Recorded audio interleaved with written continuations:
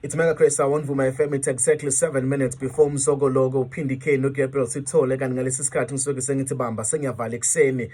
Bamba ke sengiyavala ngaphambi kokuba uqala usuku lokho namhlanje yasigijimeni seku Matthew 4 uverse 1 wakhona bese ke siyavala ekseni. Incwadi ka Matthew chapter 4 verse 1 wakhona khona uJesu waholelwa ngumoya ehlanu kube alingwe nguSathane esezilile ukudla izinsuku ezingama40 nobusuku obungama40 wagcina walamba. Isihloko sakhona sithi laphayana Jesus is tested in the wilderness. Cela ukhuluma ngaleli sihloko namhlanje kuseni. When Jesus was tested in the wilderness, ngithi what cannot be tested cannot be trusted. uJesu simbona laphaya ezile ukudla for 40 days and 40 nights. Mase qeda ukuzila ukudla uyathathwa uhanjiswa ehlane la khona kayolingwa khona. Walingwa kuthiwa akaphendula amatshe abe izinkwa, kwathiwa akayiphose phezulu ingelosi zomnqanga wangakwenza konke lokho. Wahamba wayohlala ehlane kunzima kwakungemnandi, kwakuyimoment yokuba sehlane ngoba wonke umuntu akafuna ukubona izinto ezinkulu empilweni yakhe nofuna ukubona uNkulunkulu enze simangalise empilweni yakhe uyafikelwa isizini yokudlula ehlane. Wonke umuntu unehlane lakhe, wonke umuntu unesizini ye-wilderness yakhe. NoJesu 100% God, 100% man, kwafika isizini yokudlula through the wilderness. Kodwa ke into engiyithandayo, i-wilderness ayifikele ukuzoqeda ngempilo yakho futhi ayifikele ukuzokubulala, kodwa isuke ifikela nje ukuzoqeqesha and prepare you for what is yet to come. NoJesu wafika nje izomlungiselela ukuthi aqale iministry yakhe, aqale umsebenzi wakhe wokusindisa abantu emhlabeni. Mawu-analyze iBhayibheli ulandelisisa kahle, after nje seqedile ehlane wasuka lapho wayokwenza isimangaliso sokuqala, waphendula amanzi aba yiwayini ngoba wayesedlule ehlane. Bayinkinga abantu abangafuni ukudlula ehlane ngoba ihlane ilona elikulungiselayo, elikulungisela izinto ezinamandla uNkulunkulu afuna ukuzenza empilweni yakho.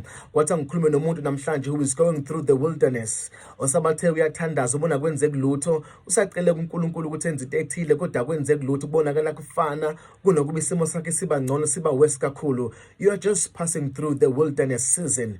Kodwa engikwaziyo i-wilderness iba yisikhashana bese iyadlula, and mayifika i-wilderness isuke izokulungiselela izinto ezinkulu ezizayo. uJesu akaqalanga nje wenza imangaliso ezinkulu kodwa waqala ehlane. Nawe uzodlula ehlane ngoba uNkulunkulu usuke kulungiselela izinto ezinamandla. Uthe seqedile ehlane uJesu simbona enza izimangaliso, evusa abafile, eshintsha amanzi eba yiwayini, sambona evula impumputha amehlo ngoba usedlule kuyiface yase wilderness. Lezi modlula kuzona, lezi impo ibhekile kwamanje, you are being prepared for great things that are coming. Usadlula kuyisizini yehlane lakho. Mase lidlulile lelo hlane khona izinto ezinamandla uNkulunkulu akazozenza empilweni yakho. Ungayitshela ukuthi uNkulunkulu kushila, akakushila, ukhona uNkulunkulu ukuthi nje usakulungisa ehlane. Wonke umuntu uyadlula ehlane lakhe. Noma ngabe kuthi ukhuluma ngezilimi kodwa iyafika isizini yokudlula ehlane. NoDavid wadlula kwisizini yasehlane kodwa wangafela ehlane ngoba ehlane ila khona esilungiswa khona, ila khona esinikeza khona amandla, ila khona sikwazi khona ukubona uNkulunkulu.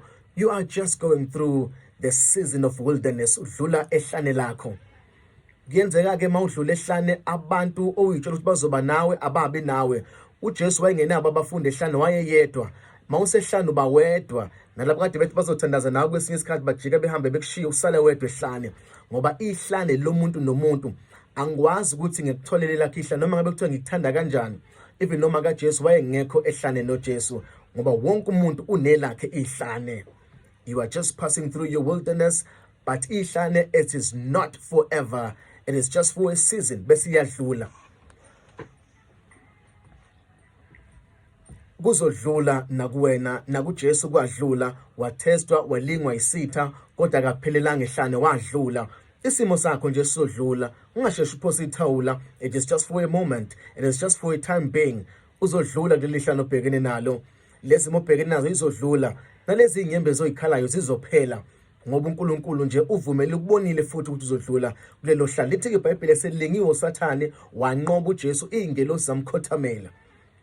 Ngoba lezi zinto lezi bezikukhalisa uzobona ukuthi uNkulunkulu uzokwenza kube above zona, uzinqobe ngoba uzokunikeza amandla.